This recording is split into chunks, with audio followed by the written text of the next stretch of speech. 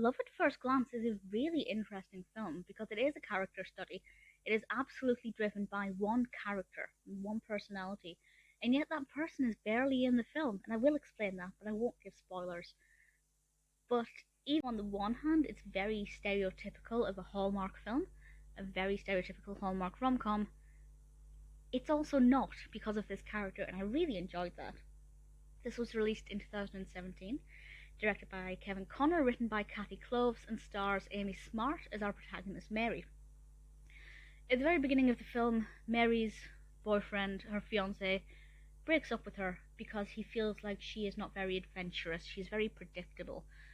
And Mary decides to prove him wrong by trying new things and being adventurous. And the reason that she's inspired to do this is because a man she randomly looks at on a subway, and this individual, this James, decides to accidentally leave his phone behind because, that happens more often than it should.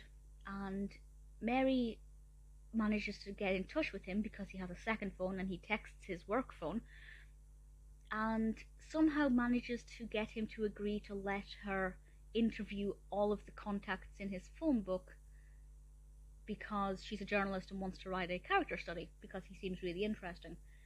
And that is what she does. Now, what I've just realised is I'm pretty sure it was his work phone that he left behind, so why would his friends and family be in that contact list? I may have misinterpreted that. It could have been his work phone that he was texting her from, and that was his personal phone. But I don't think I'm wrong about that, so that's a plot hole. But Mary basically goes on this journey to interview all of these interesting people in James's life, and because James is a very adventurous person, he is a photojournalist, he's had a lot of experience doing all kinds of interesting things. That means Mary gets to therefore do a lot of interesting things on this journey to find out more about him, and she gets to come out of her shell and be more adventurous and less predictable. And this is a Hallmark rom-com. In doing so, she very quickly actually falls in love with James. Is this predictable? To a degree. I think the element that isn't predictable is not, I didn't know who she would interview next or what would be revealed about James next. James had a lot of heartache growing up. There is an emotional element in this, and I think it was very well delivered. I really felt like I knew this character inside and out by the end of the film, even though for the most part he wasn't in it. And I think that that's a really interesting achievement that they've done here, and it works really well. Amy Smart was brilliant as Mary. The character is fine. I didn't love her, but there wasn't anything about her I didn't like. She was a pretty generic individual who went on an interesting journey. There is one thing in this that I think is completely unrealistic and unbelievable, and I will say what it is now, so there will be a small spoiler, actually quite a big spoiler, from now. I'm not going to say anything else about the film other than this.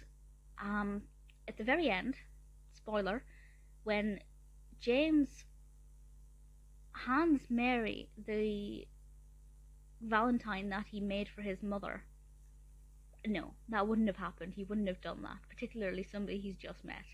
That was completely unrealistic and really annoyed me because it really undermined the emotional importance of that Valentine, and it made me think that everything else had just been treated really flippantly because he was just going to give it away to some random girl.